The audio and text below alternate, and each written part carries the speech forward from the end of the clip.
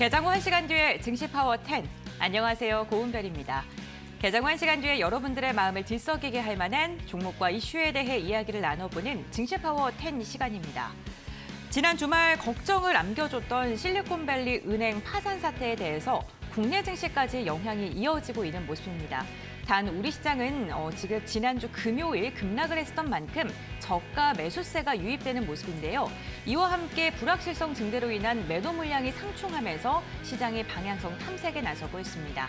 하지만 현재 구간은 조금 더 하락으로 좀 힘이 쏠리고 있는 모습인데요. 유가증권 시장 같은 경우에는 지난 금요일 1월 20일 이후 처음으로 2,400선 이탈하면서 마감을 했는데 오늘 오전장 개장 직후에 상승과 하락을 오가는 모습이 나타나다가 현재 구간에는 하락의 힘이 더 쏠리고 있습니다. 지금 보시는 것처럼 낙폭이 조금 더 깊어지고 있는 모습이고요. 2,380선까지도 위협을 받고 있습니다. 지금 상승 종목이 61개, 하락 종목이 800종목이 넘는데요. 체감 지수는 더 깊을 것으로 보입니다. 코스닥 같은 경우에는 1%가 넘는 낙폭이 연출되고 있습니다.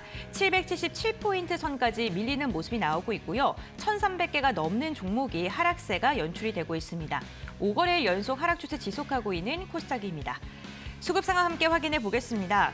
오늘 기관이 홀로 담고 있습니다. 기관계 고른 매수가 집중적으로 나오고 있는데 대형주 중심으로 담아내고 있고요. 외국인은 장초에 매수해서 현재 구간에는 매도로 전환한 모습입니다. 3거래일째 던지고 있고요. 지금 500억 원가량의 물량을 출회하고 있습니다.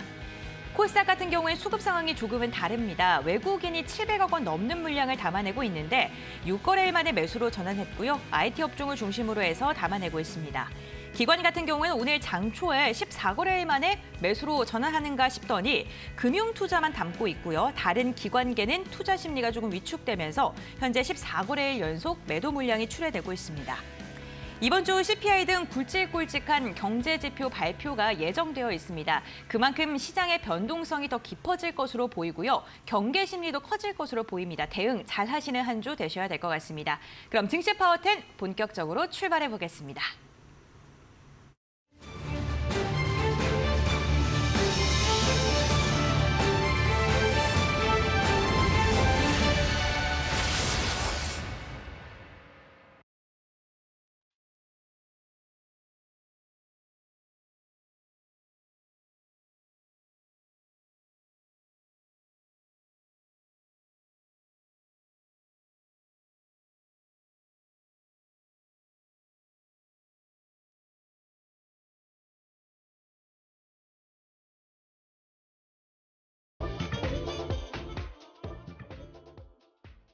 네, 지금부터는 스피드 종목 10 시작을 해보겠습니다. 오늘도 두 분의 전문가님께서 각각 10가지 종목에 대한 투자 포인트 알려드리겠습니다. 시작을 이길 수 있을 만한 종목들을 엄선해서 소개를 해드릴 예정인데요.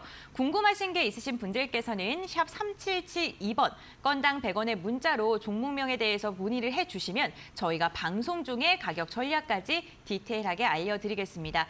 90초라는 한정된 시간 동안 어떠한 포인트를 짚어주실지 기대해 보시면서 끝까지 함께해 주시면 감사하겠습니다. 오늘도 두 분과 함께합니다. 다올투자증권의 이성웅 차장, 이데일리온의 김태건 전문가 함께합니다. 안녕하세요. 안녕하세요. 네, 그럼 오늘도 두 분께서는 어떠한 종목을 엄선해서 들고 오셨을까요? 그 종목부터 확인하고 돌아오겠습니다. 먼저 이성웅 차장의 종목입니다. 영원 무역을 시작으로 FNF, 아프리카TV, 세아 메카닉스, 대보 마그네틱, 먼저 5가지 종목이 공개됐고요. 이에 대응하는 이태건 전문가의 종목은 유일 로보틱스, 아이큐어, 이구산업, M2I, 에코플라스틱까지 먼저 10가지 종목이 공개가 됐습니다. 어떠한 투자 포인트를 집중적으로 바라볼까요?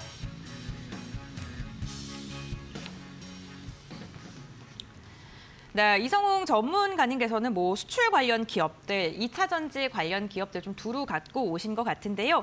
먼저 첫 번째 종목인 영원무역부터 투자 포인트 들어볼까요? 우선 첫 번째 종목 영업무역, 두 번째 종목이 FNF인데요. 네. 한마디로 제 의료 업종에 대한 관심을 좀 네. 가져야 되는 시점이지 않을까라고 좀 생각되고 있고, 물론 내수보다도 약간의 의료 업종 안에서도 이 수출 그리고 이 환율에 어떤 영향을 받는 그런 OEM 기업에 대한 관심이 좀 높아진 상황인데 특히 이제 영어무역 같은 경우에도 이 작년 4분기 영업이익이 2천억이 넘었습니다. 근데 이게 어떤 단순 수주나 뭐 이런 것보다도 이 환율 효과가 많이 컸다라고 좀 생각이 되고 있고요. 지금 현재 본다고 하더라도 오늘은 약간 환율이 좀 떨어지고 있긴 하지만 뭐 이 정도 수준의 환율에 대한 부분이 유지가 된다고 한다면은 올해 상반기 때의 영업이익 수준은 작년 4분기 때보다도 그 이상 나올 가능성이 크다라고 좀 생각이 되고 있고요.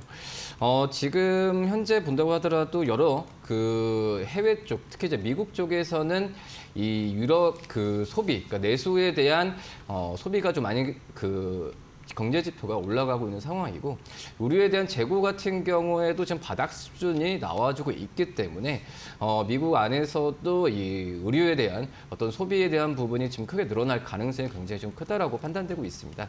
그런 점에서 봤을 때는 우리 영어무역 같은 경우가 미국의 어떤 이제 바이어들이 굉장히 좀 많고 이쪽에서의 실적에 대한 부분이 가장 절대적이라고 좀 볼 수 있겠는데 그만큼 환율 효과가 이 영어무역에 알겠습니다. 영원무역 환율 효과가 기대된다라고 이야기해 주셨습니다. 원달러 환율이 다시금 급등하고 있는 가운데 좀 기대해 볼 만한 종목이다라고 언급해 주셨고 오랜만에 땡치니까 또 새롭네요. 네, 이태건 전문가님의 종목 한번 들어보겠습니다. 유일 로보틱스 첫 번째 종목 들고 오셨네요. 네, 첫 번째 종목으로 유일 로보틱스를 들고 네. 왔습니다. 지난주에 이제 로봇 관련주들이 큰 폭의 상승 흐름을 좀 보여줬습니다. 물론 대기업들이 삼성이나 현대차에서도 로봇 기업들을 인수를 하겠다라는 이런 의지 표명을 하면서 로봇주들이 상당 부분 상승을 하는 이런 모습들을 좀 보여주고 있는데 오늘 같은 경우에 증시들이 조금 밀리면서 전반적으로 좀 쉬어가는 이런 모습들을 좀 보이고 있습니다. 다만 유일 로보틱스 같은 경우에는 로봇과 스마트 팩토리를 전문적으로 하고 있는 그런 기업이고요. 그리고 최근에 이제 현대차가 아무래도 이제 코스닥 상장 로봇 기업들 또 이제 인수한다라는 이런 부분들, 지분을 투자한다라는 이런 부분들이 다시 한번 불거지면서 먼저 유일 로보틱스가 좀 거론이 되면서 크게 좀 슈팅을 줬던 그런 부분이라고 조금 보시면 될 것 같습니다. 그리고 올해 이제 1, 2월이죠. 이제 2월이 지나고 이제 3월 달인데 1, 2월에 이미 베트남에 이제 50여 대 가량 수출을 완료를 했고요. 그리고 이제 앞으로 있을 다음 달 4월에는 또 이제 공장 자동화 및 스마트 팩토리에 필요한 로봇을 또 추가로 50대를 설치를 예정을 하고 있습니다. 그렇기 때문에 지금 실적 부분에서는 뭐 이제 더할 나위 없이 좋은 올 한 해가 좀 될 거라고 조금 보여지고 이미 1분기에 확정된 이제 수출 건수만 해도 이미 100여 대가 넘는 이런 부분들을 좀 돌파를 했기 때문에 향후 1분기 실적에서도 우리가 가시적인 성과 이렇게 조금 볼 수 있을 거라고 판단이 되어서 유일 로보틱스 말씀드려보겠습니다. 네, 알겠습니다. 굵직굵직한 대기업들이 지금 로봇 관련 산업에 진출하고 있는데 이에 대한 수혜가 기대된다고 이태건 전문가님께서 첫 번째 종목 언급을 해주셨습니다. 저희가 오늘 방송 중에 다양한 종목 이야기 함께 해드리고 있는데 방송 시간 외에도 이태건 전문가님과 함께 할 수 있는 방법이 있습니다. 바로 노란톡 오픈 채팅방을 통해서인데요. 지금 화면에 보이시는 QR코드 휴대전화 카메라 켜셔서 스캔만 하셔도 노란톡 오픈 채팅방 입장 가능하시고요. 샵 3772번 건당 100원의 문자를 통해서 이태건 세 글자 보내주셔도 함께할 수 있는 링크 저희가 보내드리니까요. 이 부분 참고하시면서 방송 시청해 주시면 감사하겠습니다. 그럼 다음으로는 이성훈 차장님의 종목 들어보겠습니다. 의료업종 주목해 볼만하다라고 이야기해 주시면서 두 번째 종목은 FNF 들고 오셨습니다. 우선 앞서서 이제 영어무역이 미국이라고 네. 한다면은 또 이제 FNF는 뭐 중국이라고 좀 말씀드릴 수 있겠는데 우선 FNF 같은 경우가 뭐 실적 작년 4분기 실적이 좀 약간의 좀 감소했던 부분에 있어서 주가가 좀 흘러내리고 좀 있는 상황이지만 생각해보면 재작년 4분기가 굉장히 좀 좋았었죠. 내수 쪽에서의 판매 부분이 굉장히 좀 좋았던 상황에서 이 어떻게 보면 약간 기저효과 그러니까 기저효과가 아니죠. 기저에 대한 부담 때문에 이 작년 4분기 실적에 대한 그 부분이 약간 좀 실망스럽게 볼 수 있겠지만 지금 현재 본다고 하더라도 이 중국 매출 쪽은 지금 이제 플러스가 분기별로 됐을 때도 지금 성장세를 좀 유지를 하고 있는 그런 상황이고요. 뭐 그러기 때문에 뭐 중국의 리오프닝 효과라고 할 수 있겠지만 실질적으로 FNF도 이 중국의 법인 매장, 그러니까 코로나 시기 때도 법인에 대한 매장 부분을 계속 늘리는 걸 본다고 하더라도 이 FNF의 어떤 중국주의 매출은 견고하다라고 좀 말씀드릴 수 있겠고요. 네. 그리고 중요한 부분이 이제 중국 쪽에서 매출 비중이 그 전에 재작년까지 뭐 27%에서 작년에 20% 초반으로 낮아진 걸 봤을 때 이제 어떤 그 국가에 대한 부분이 다변화되는 상황이다라고 말씀드릴 수 있겠고, 그리고 골프나 어떤 테니스 같은 새로운 신사업 진출 부분도 긍정적이다 이렇게 말씀드릴 수 있습니다. 네, 알겠습니다. 이번에는 중국향 매출 비중이 높은 의류업체 FNF 소개를 해주셨고요. 다음으로는 이태건 전문가의 종목입니다. 아이큐어인데요. 오늘 변동성이 좀 극심합니다. 개장하고 나서 얼마 안 있다가 하방 VI 걸렸거든요. 네.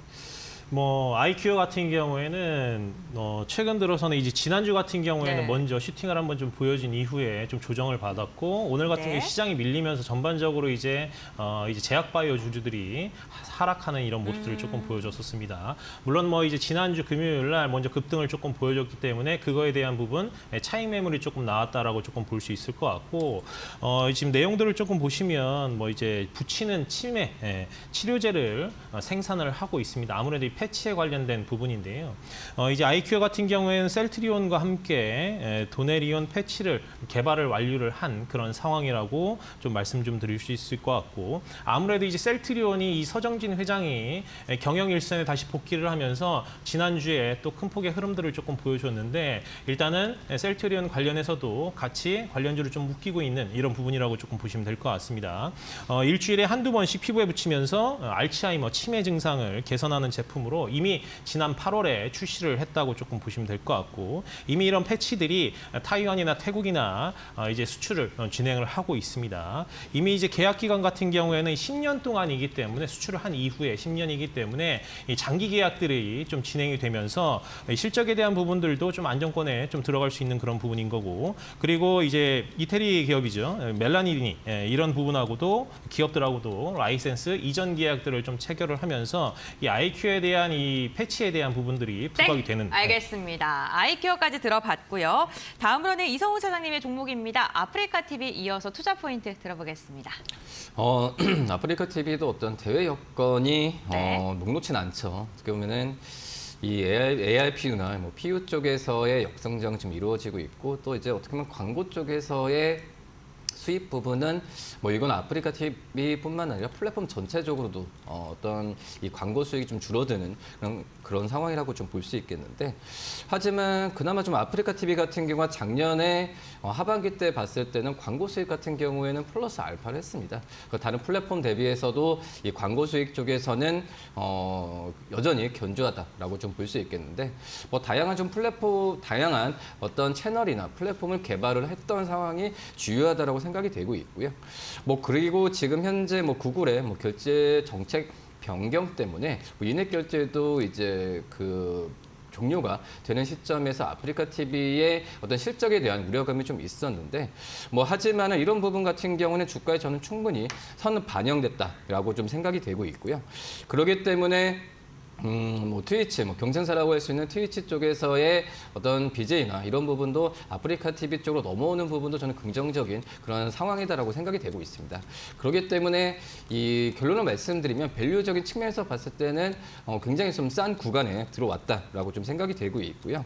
지금 현재 올해 실적 추정치만 본다고 하더라도 12배 초반이 있기 때문에 최근 5년 사이에 가장 큰 저가 매수 기회이지 않을까 판단됩니다. 네, 알겠습니다. 아프리카 TV 주가의 위치 레벨이 매력적이다라고 언급해 주셨습니다.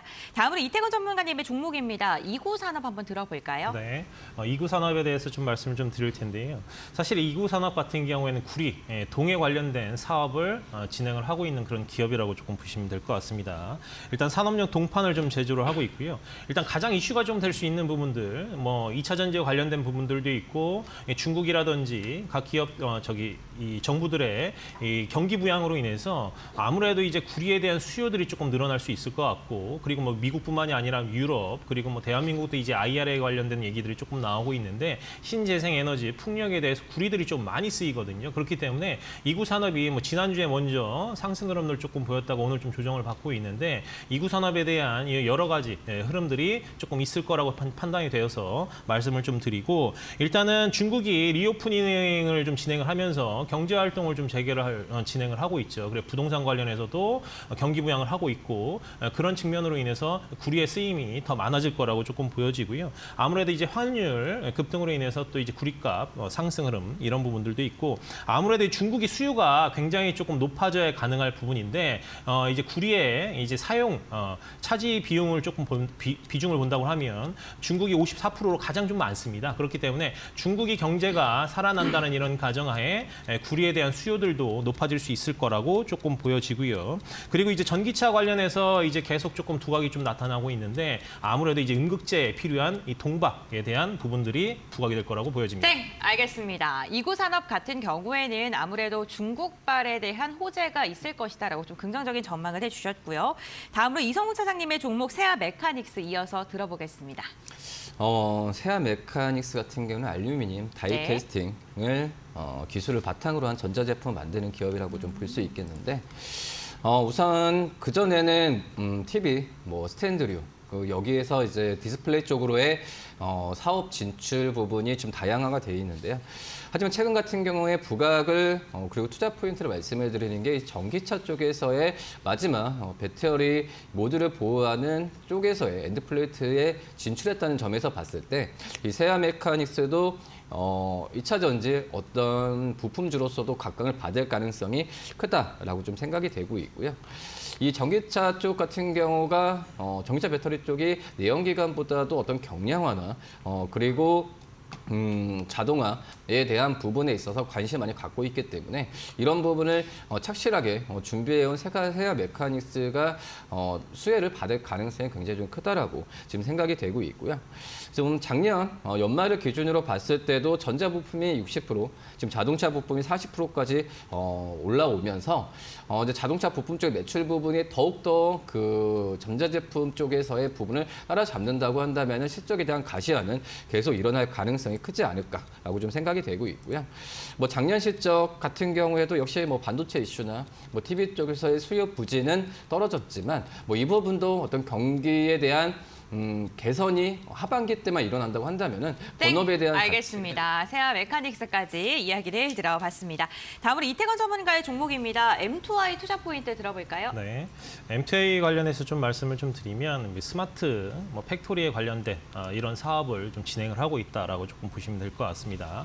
M2A 같은 경우에는 이제 스마트 팩토리 필수품인 HMI를 생산하는 것을 이제 시장에서 좀 주목을 하고 있다라고 조금 보시면 될 것 같고, 이제 LS 산전에서 분사되어서 스마트 제어 시스템 기업으로 이제 사업을 좀 영위를 하고 있는 그런 상황이라고 좀 보시면 될 것 같습니다. 일단 글로벌 시장 점유율이 1위를 좀 계속 유지를 하고 있고요. 기존에는 이제 반도체나 그리고 디스플레이 업체 외에도 2차 전지나 제약 바이오 기업들까지도 고객사를 확장을 하고 있는 그런 상황이라고 좀 보시면 될 것 같습니다. 이제 기존에 이제 스마트 팩토리 관련해서 이제 솔루션 관련해서 이 많은 기업들이 해외에서 이제 이 수주를 받는다든지 이런 부분이었는데, M2I가 진입을 하면서 이 제품 국산화를 통해서 그리고 고객 다변화를 위해서 올해부터는 실적이 증가될 거라고 조금 보여지는 그런 부분입니다. 그리고 이제 올해 같은 경우에는 뭐 매출이익이나 영업이익이 43% 그리고 67% 이상 성장할 거라고 조금 전망을 하고 있고요. 지금 따지자 보면 이제 굉장히 좀 저평가 구간이라고 조금 볼 수 있을 것 같습니다. 꾸준히 지금 뭐 7,000원 선에서 꾸준히 계속 만원선까지 꾸준히 계속 우상향을 하면서 올라왔는데, 오늘 같은 경우 조금 쉬어가는 모습이지만 증시가 또 반등을 한다고 하면 바로 또 성장할 수 있는 그런 기업이다라고 말씀드리겠습니다. 네, 알겠습니다. M2I까지 들어봤습니다. 이성훈 소장님의 5번째 종목도 한번 이야기 나눠볼 텐데요. 대보 마그네틱 들고 오셨네요. 네, 대보 마그네틱 오늘 급등하죠. 네. 인수에 대한 매각에 대한 기대감이 지금 살아있고 분위기도 굉장히 좀 좋은 상황으로 가고 있습니다. 그만큼 대보 마그네틱의 이 탈착기에 대한 이 기술력과 그리고 시장에서의 수요에 대한 부분이 굉장히 좀 많다라는 걸 증명한다라고 생각이 되고 있고요. 지금 현재 본다고 하더라도 이 전기차 어떤 이제 원재료 같은 경우에도 탈철에 대한 어떤 수요 부분은 굉장히 좀 늘어나고 있는 상황이다라고 말씀을 드릴 수 있겠고요. 지금 현재 이 대부분의 자동차 OEM 기업들 같은 경우에도 배터리 안전 기준을 강화하는 추세로 지금 가고 있기 때문에 전구체, 광물, 할무제 여러 가지 부분을 통틀어서도 이 탈철에 대한 수요 부분은 계속 늘어날 가능성이 크다라고 좀 생각이 되고 있고요.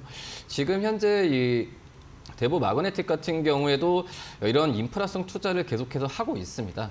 이 2차 전지 소재주들이 시장에 대한 수요도 좋지만 시장에 대한 수요가 높기 때문에 주가도 가는 경향이 좀 있는 상황이지만 우리나라 2차전 소재 업체들 같은 경우가 공격적인 인프라 투자를 하고 있기 때문에 이런 부분도 실적에 대한 기대감을 한층 높여서 주가 간다고 판단되고 있고요. 그렇기 때문에 대부 마그네틱 같은 경우에도 지금 현재 시설 투자나 그리고 생산 설비 투자가 활발하게 지금 진행이 되고 있는 상태에서 이 생산 캐파가 계속 늘어날 가능성이 큽니다. 그럴 때 관심 있게 봐도 괜찮지 않을까 판단됩니다. 네, 알겠습니다. 대부 마그네틱 오늘 같은 경우는 급등세가 연출되고 있는데 앞으로의 모멘텀은 충분하다고 좀 언급을 해주셨고요. 다음으로는 이태건 전문가의 종목입니다. 에코 플라스틱 들어볼게요. 네. 에코 플라스틱 같은 경우에는 이 자동차 부품을 만들고 있습니다. 플라스틱 범퍼를 만들고 있고 국내에서 1위 업체라고 조금 보시면 될 것 같습니다. 이제 에코 플라스틱 같은 경우는 지난주에 먼저 상승 흐름들 조금 보여줬는데 오늘 시장이 전반적으로 조금 하락을 하면서 코스닥이나 코스피나 관련 종목들이 많이 조금 하락을 하고 있는 그런 상황입니다. 그렇지만 언제든지 반등이 나온다, 시장이 상승 흐름 좀 나온다라고 하면 충분히 성장할 수 있는 그런 기업이라고 조금 볼 수 있을 것 같고요. 그리고 고강도 초경량 탄소 섬유 강화 플라스틱을 좀 개발을 하면서 이 부분들을 이제 차량 범퍼에 좀 이제 부품으로서 역할을 하고 있다라고 조금 보시면 될 것 같고 이미 현대차의 주요 차종들에게 이미 납품을 좀 진행을 하고 있습니다. 아이오닉 5, 팰리세이드 그리고 아반떼, 투싼 이런 기업들에게 이런 차종에 이제 플라스틱 범퍼를 사용을 하고 있고요. 그리고 현대차의 이제 1차 벤더로서 현대차 점유율이 작년 기준으로 약 55%입니다. 그러니까 웬만한 범퍼는 다 이제 에코 플라스틱 범퍼가 탑재가 되어 있다라고 조금 보시면 될 것 같고요. 그리고 작년에 이제 이 루프렉 기업들을 또 인수를 하면서 이제 시장 점유율을 77%까지 끌어올릴 수 있는 그런 여력이 있는 그런 상황이라고 조금 보시면 될 것 같습니다. 그리고 이제 앞으로 계속 전기차에 대한 이런 부분들이 부각이 되기 때문에 이런 이제 에코 플라스틱의 이 기술력, 탄소 섬유 강화 플라스틱에 대한 이런 기술력이 차량 경량화에 계속 필요한 그런 부분이라고. 알겠습니다. 네, 이렇게 에코 플라스틱까지 해서 총 10가지 종목에 대해서 먼저 투자 포인트 알려드렸습니다. 투자 판단의 참고 자료이고요. 투자에 대한 선택 시청자에게 있다는 점, 신중한 투자해 주셔야 된다는 점 당부의 말씀 전해드리겠습니다. 그럼 현재 시장 상황은 어떻게 흘러가고 있는지 박유진 캐스터가 전해드리겠습니다.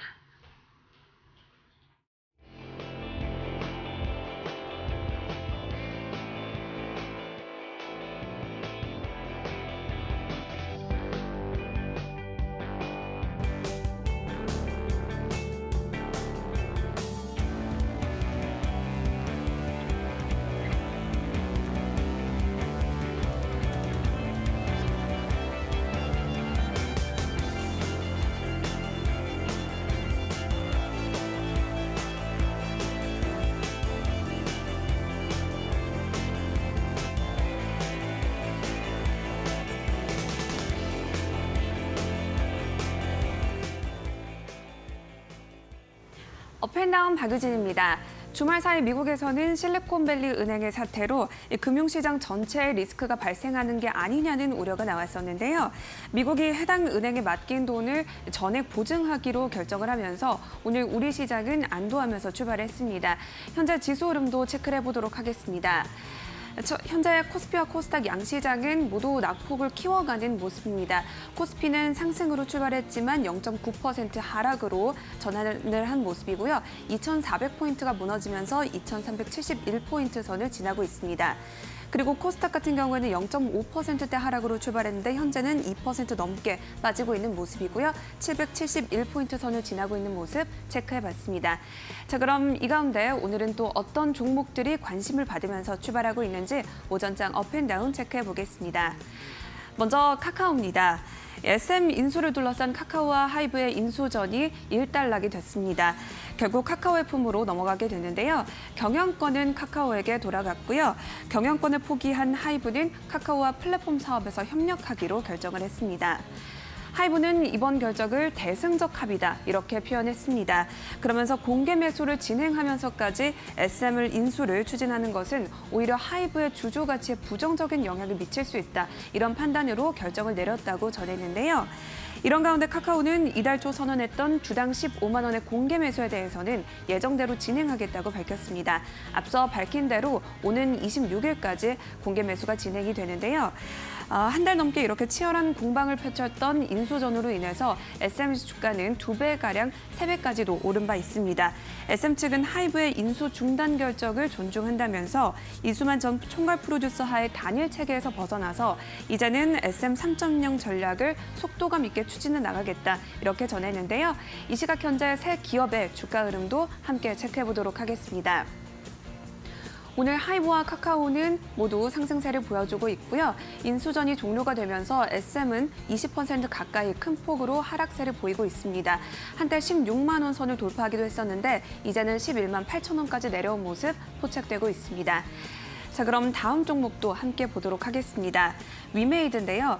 위메이드의 모바일 게임 미르앤 뱅가드 앤 베가본드가 글로벌 시장에서 동시 접속자 20만 명을 돌파했습니다.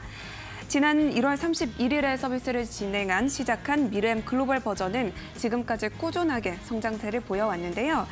출시 당시에 14개였던 서버는 현재 44개로 3배 가까이 증가했습니다. 위메이드는 이러한 성장세를 이어나가기 위해서 최근까지도 다양한 콘텐츠를 추가하는 모습인데요. 특히 이용자 권한을 강화하기 위한 거버넌스 시스템도 일부 도입했습니다. 앞으로 위믹스 달러 페이먼트 시스템도 도입될 예정이라고 밝혔는데요. 해당 시스템이 도입이 되면 위믹스 달러는 물론이고 이 위믹스 플레이의 게임 토큰을 활용해서 미르엠의 모든 아이템들을 구입을 할 수가 있게 됩니다. 이렇게 미르엠은 경제적으로 긴밀하게 연결된 인터게임 이코노미를 구축한 것이 가장 큰 특징으로 알려져 있는데요. 위메이드의 신작 게임인 미르엠이 이렇게 흥행을 하면서 오늘 위메이드 그룹주는 일제히 강세를 보이고 있습니다. 현재 시간 주가 흐름도 함께 보도록 하겠습니다. 위메이드 그룹주 3개 모두 상승세를 보여주고 있고요. 그중에서도 특히 위메이드 플레이가 6% 넘게 오르면서 가장 큰 폭의 상승세를 보이고 있습니다. 전체적으로 상승폭이 확대돼가는 모습 체크를 해봤습니다. 자, 그럼 마지막 종목도 함께 보도록 할 텐데요. LG입니다. LG가의 첫 상속 분쟁이 일어났습니다. 구광모 LG그룹 회장의 가족들이 구 회장을 상대로 상속 회복 청구 소송을 제기한 건데요. 시장은 이를 경영권 분쟁으로 받아들이는 모습입니다. 고 구본무 선대회장의 부인과 두 딸은 LG 회장을 상대로 상속재산 재분배를 요구하고 있는데요. 구본무 회장이 남긴 LG 주식 11.28% 중에서 구 회장은 LG 지분 8.7%, 구연경 대표는 2%, 그리고 구연수 씨는 0.5%로 재산이 상속된 바 있습니다. 그런데 새 모녀는 통상적인 법정 비율에 따라서 배우자 1.5대 자녀 1인당 1의 비율로 상속이 이루어져야 했다고 주장하고 있는 건데요. 이 사태를 두고 유한타증권은 이번 이슈와 관련해서 LG그룹의 경영권 분쟁 이슈로까지 이어지지는 않을 것이라고 전망하고 있습니다. 그 이유는 특수관계인이 보유한 LG지분은 41.7%인 반면에 이번 사건과 관련한 새 인물들이 보유한 주식은 모두 합해서 7.8%에 불과하기 때문이라고 설명하고 있는데요. 이 시각 현재 LG의 주가 흐름도 체크해 보도록 하겠습니다. LG는 현재 2.5%가량 오르면서 88,100원에 거래가 되고 있습니다. 오전 한때 92,000원까지도 올랐었는데요. 다시 8만 원대로 내려왔다는 점 고려해 보시기 바랍니다. 지금까지 업앤다운 박유진이었습니다.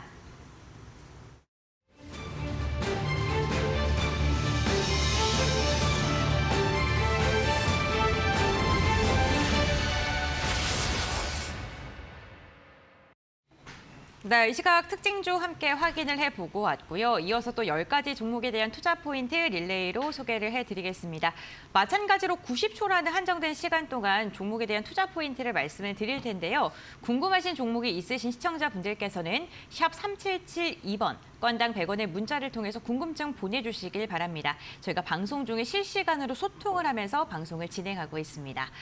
이태건 전문가와 함께하고 있는 저희 증시파워 10 전문가 방송 시간 외에도 함께하고 싶으신 분들은요. 샵 3772번 건당 100원의 문자로 이태건 세 글자 보내주시거나 지금 화면에 나가고 있는 QR코드 휴대전화 카메라 켜셔 스캔해주시면 노란톡 오픈 채팅방에 입장이 가능하십니다. 이 부분도 참고해보시면 좋을 것 같습니다. 그럼 이어서 또 10가지 종목이 준비되어 있는데요. 그 종목들 확인하고 돌아오겠습니다. 이성웅 차장의 종목입니다. 성일하이텍, HFR, 제로투세븐, 삼성엔지니어링, 한솔케미칼 총 10가지 종목이 모두 공개됐고요. 이태건 전문가의 종목은 SP시스템즈, 카나리아 바이오, SPG, 박셀바이오, LTC 이렇게 총 20가지 종목이 모두 공개됐습니다. 그럼 종목 투자 포인트 이야기 나눠보겠습니다.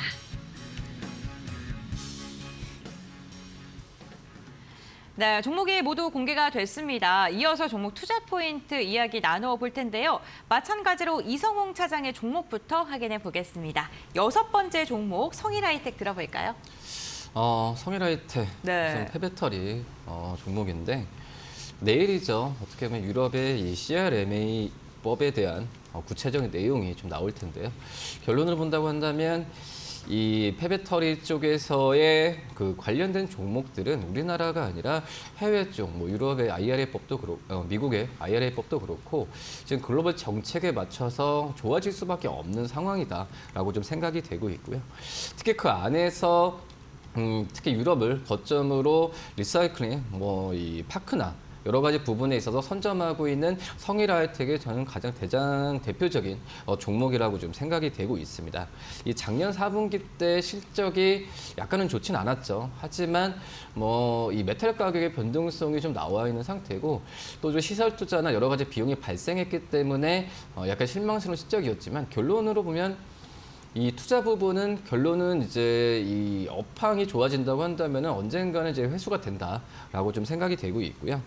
지금 현재 본다고 하더라도 올해 어떤 그 리사이클 파크에서의 생산이 한 8만 톤 정도가 지금 예상이 된다면 이렇게 투자하는 부분은 지금 현재 2배 이상의 생산 능력을 내년까지는 갖출 가능성이 굉장히 좀 크다라고 좀 생각이 되고요.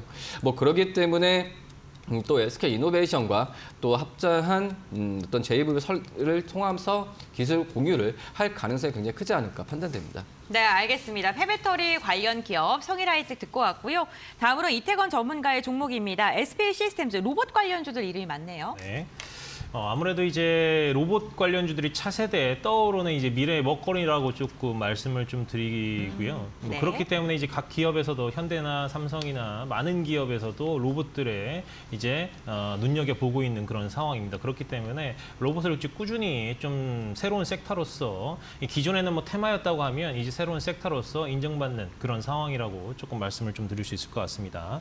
그래서 로봇 관련주들이 뭐 대장주를 필두로 해서 이미 많이 올라온 종목들 도 있고요. 아직까지는 이제 두각을 이제 조금 나타내고 있는 그런 기업들도 많이 있습니다. 그렇기 때문에 이제 서서히 또 다른 쪽에도 종목들을 조금 지켜보자라는 차원에서 조금 말씀을 좀 드리고 SP시스템즈 같은 경우에는 뭐 겐트리 로봇이나 로봇 자동화 제조 시스템들을 좀 구축을 하고 사업을 좀 진행을 하고 있는 그런 기업이라고 조금 보시면 될 것 같습니다. 그 외에도 가장 중요한 건 이 배터리 부품도 만들고 있다라는 거예요. 그렇기 때문에 이 각형 배터리 부품을 좀 생산을 하고 있는데 이 캡 업센 분리라든지 브라켓이라든지 이런 부품들을 만들고 있다라고 말씀을 좀 드릴 수 있을 것 같고 그리고 이미 뭐 현대차나 뭐 기아, 현대모비스들을 고객사를 좀 확보를 하고 있고요. 그리고 이미 뭐 현대자동차 같은 경우도 이제 전동화나 로보틱스 신기술 분야에 63조 투자를 하겠다라고 네. 또 얘기를 했고요. 그리고 삼성전자도 이미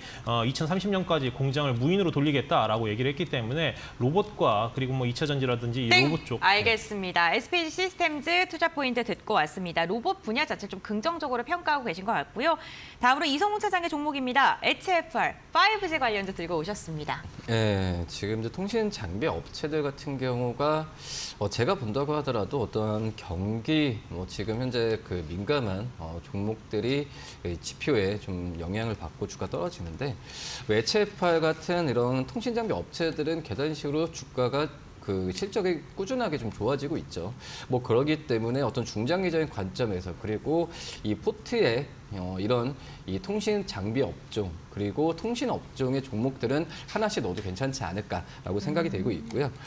역시 HFR 같은 경우에는 뭐 우리나라 국내 이 통신의 대부분의 고객들을 주요 고객사로 두고 있는 상태이기 때문에 이 안정적인 유선 장비 매출 부분이 일어나고 있는 현재 상황이고요. 특히 또 이제 글로벌 고객들 같은 경우가 일본 쪽 그리고 미국 쪽에서도 수요 부분은 계속 일어나고 있습니다. 뭐 그렇기 때문에 미국 AT&T 또 이제 버라이즌이랑 매출은 지속적으로 나와주고 있고요. 이 노키아를 통한 또 일본의 매출도 좋아지고 있기 때문에 뭐 약간 심심할 수도 있겠지만 HFR 같은 이 통신 장비 기업들에 대한 부분은 좀 안정적으로 끌고 갈 수 있지 않을까라고 좀 생각이 되고 있고 뭐 지금 현재 주가 수준 같은 경우도 이 PER 기준으로 봤을 때 6배 내외, 6배 이하로 지금 가고 있는 상황이기 때문에 우리나라 비슷한 기업들이죠. 뭐 오이솔루션, 솔리드, 메이스테크 이런 기업들 대비해서는 굉장히 주가 자체가 저평가 매력이 있다 판단은 됩니다. 네, 알겠습니다. 경쟁업체 대비 지금 저평가 구간이기 때문에 매력적이다라고 언급해 주셨고요. 이태건 전문가의 종목입니다. 카나리아 바이오 들어볼 텐데 오늘 지수 대비 선방하고 있습니다. 네.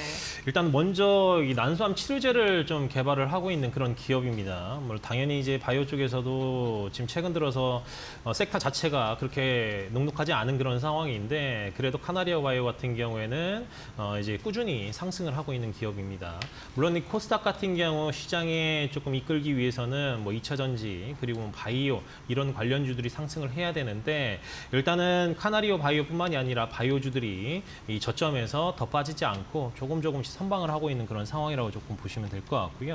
일단 카나리아 바이오 같은 경우에는 이제 난소암 치료제 글로벌 임상 3상 시험의 환자 모집을 좀 완료를 했다. 이런 부분들이 조금 부각이 되면서 성장을 하고 있는 상승을 하고 있는 그런 상황이라고 조금 보시면 될 것 같고 이 난소암 치료제 오레고보맙의 글로벌 임상 3상이 16개국 그리고 161곳에서 임상 시험 기관으로 좀 실시를 하고 있는 그런 상황이고요. 이미 그리고 이제 이 미 FDA 이제 이 난소암 치료제인 오레고보맙이 개발이 성공하면 신약으로 승인할 방침이라고 이제 미 FDA에서 이미 발표를 한 상황이고요.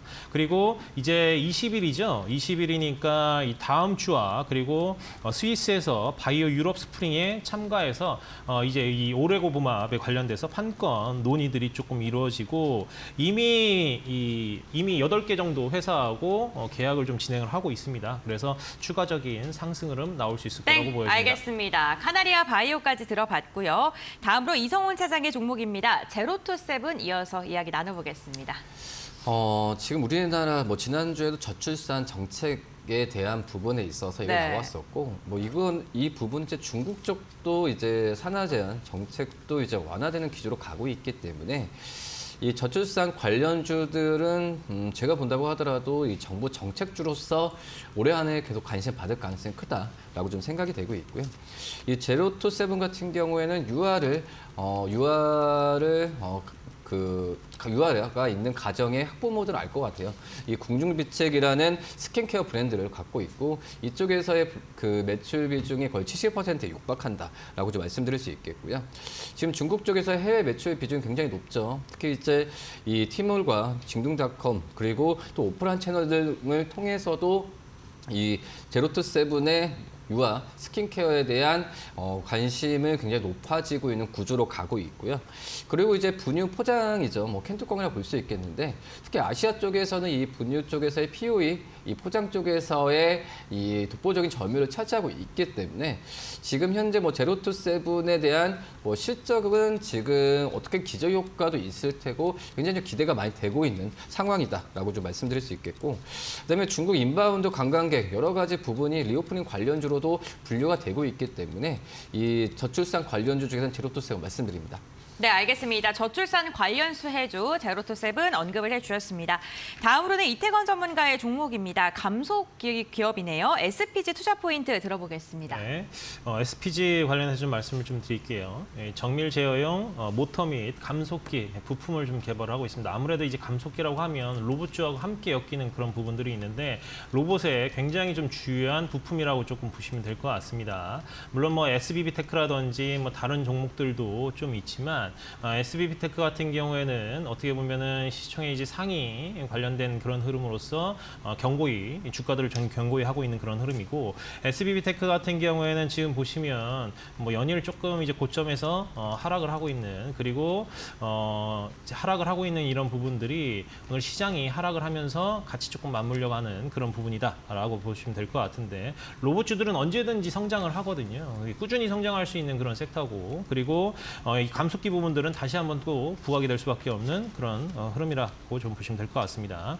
이제 국내 최초로 로봇용 정밀 감속기 양산에 조금 성공을 했다라고 조금 보시면 될 것 같고, 이제 이런 감속기를 또 개발을 하고 국산에 성공했다는 것은 굉장히 좀 고무적인데, 이유는 다름이 아니라 그만큼 수요가 있다는 거거든요. 수요가 있기 때문에 그만큼 이제 감속기에 대한 쓰임이 많아지고 기업의 실적들이 계속 성장을 하고 있는 그런 모습이라고 조금 보시면 될 것 같고, 그리고 삼성전자나 LG전자 그리고 이제 미국의 월풀 이런 기업들이 고객사로 조금 포진을 하고 있고요.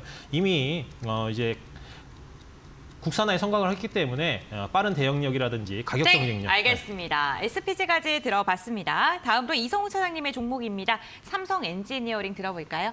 네, 삼성 엔지니어링 지금 수주에 대한 기대감이 굉장히 지난주에 높아지면서 주가가 상승세를 좀 보여주었죠. 오늘도 시장 대비해서는 견조한 모습 보여주고 있는데, 이 삼성 엔지니어링의 어떤 그 수주에 대한 부분이 뭐 12조 아니면 그 이상이 나온다는 부분은 이제 삼성 자체의 어떤 그 환경 으로의 그 산업에 대한 부분의 드라이브가 그대로 이제 삼성 엔지니어링 수주로 연결된다라는 분석이다라고 좀 말씀을 드릴 수 있겠고요.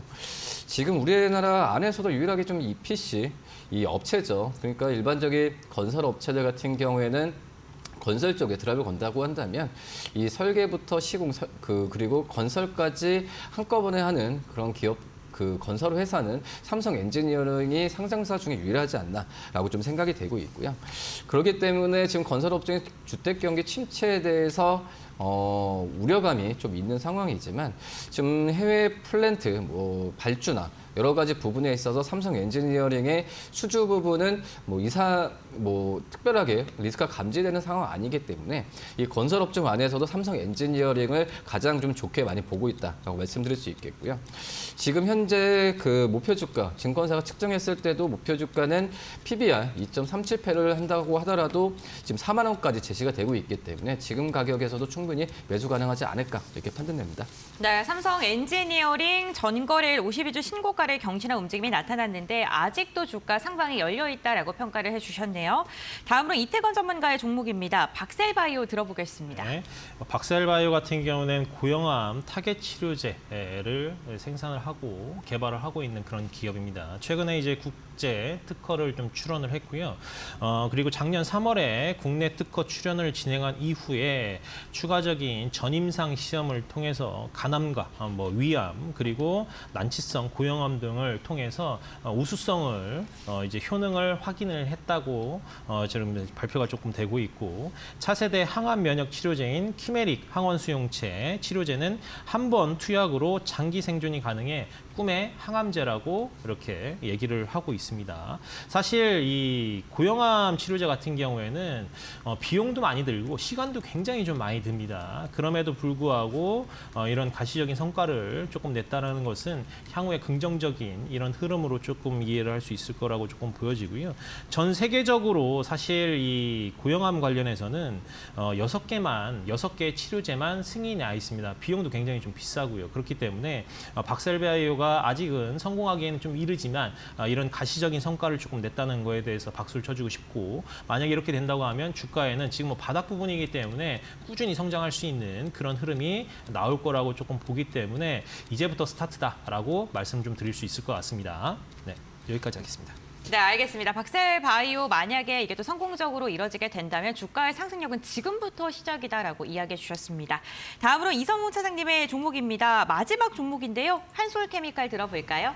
그래서 한솔케미칼 작년 4분기 실적이 많이 안 좋았죠. 뭐 그런 부분이 이 재작년 4분기 대비해서 작년 3분기 대비해서도 떨어졌기 때문에 약간의 시장에서의 관심이 많이 맞받고 있는데, 지금은 어떤 전문가들 의견은 상반기에 사서 하반기에 를 노리자라는 의견이 굉장히 좀 많습니다. 그만큼 이제 이 올해 상반기 같은 경우도 만만치 않은 상황이라고 좀 말씀드릴 수 있겠고, 뭐 TV나 어떤 스마트폰 당연히 이제 그 수요가 좀 감소했던 상황에서 이 한솔케미칼의 이런 과산화 수소나 아니면 프리커서에 대한 수요 부분은 아직까지는 수요가 는다라고 좀 단언할 수 없지만, 저는 왜 그러냐면은 뭐 이런 부분이 주가에 저는 충분히 좀 반영이 됐다라고 지금 생각이 되고 있고, 지금 하반기 같은 경우에는 어떻게 보면은 이 증권사들 같은 경우도 디램이나 이 파운드의 증설 부분이 시적으로 반영되는 시기가 상반기보다는 하반기라고 좀 볼 수 있어서, 이 한솔케미칼의 이런 재료 같은 경우에도 이 상반기보다는 하반기 때 매출이나 영업이익은 크게 잡힐 가능성이 굉장히 좀 크다라고 좀 생각이 되고 있습니다. 뭐 그렇기 때문에 IT 쪽에서의 수요 회복은 지켜봐야겠지만, 일상적인 사이클로 봤을 때는 이 한솔케미칼의 하반기 시점 굉장히 기대가 되는 그런 상황이고, 그렇기 때문에 지금 현재 구간에서 한솔케미칼의 매수 관점을 좀 가져가도 나쁘지 않다 이렇게 판단됩니다. 네, 알겠습니다. 한솔케미칼 같은 경우에는 상반기 실적 우려가 이미 주가에 반영됐다라고 평가를 해주셨습니다. 다음으로 이태건 전문가님의 마지막 종목입니다. LTC 들어볼까요? 네.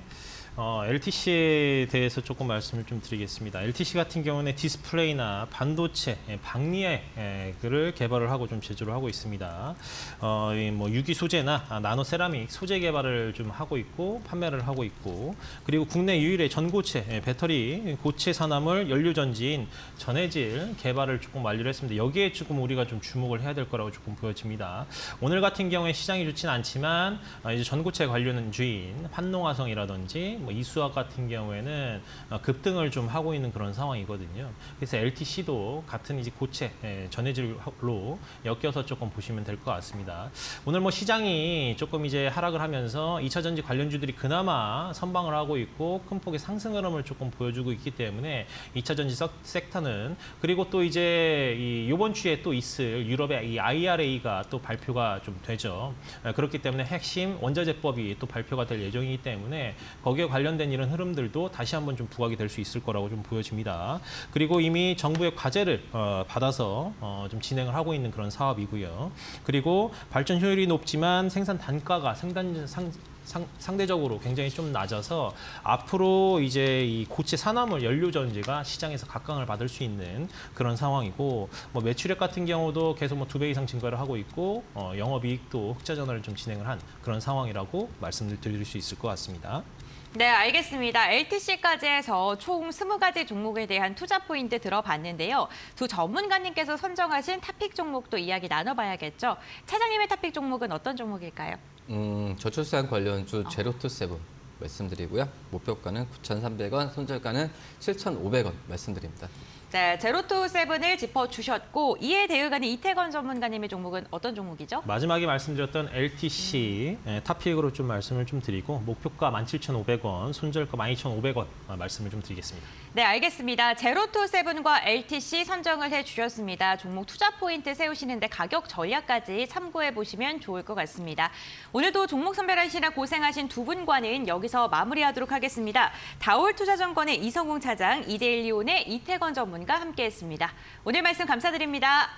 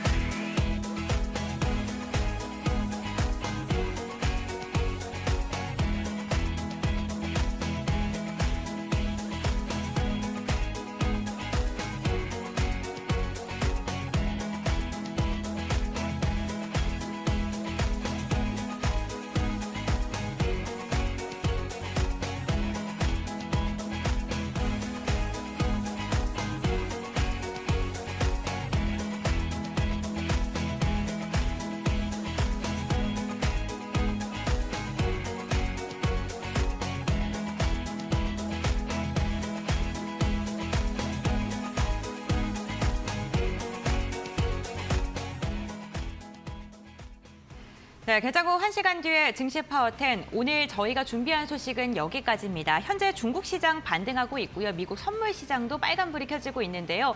우리 시장 오후장에는 탄력을 받길 바라면서 이데일리 TV와 함께 현명한 전략 세워보시길 바랍니다. 끝까지 함께해 주셔서 진심으로 감사드립니다.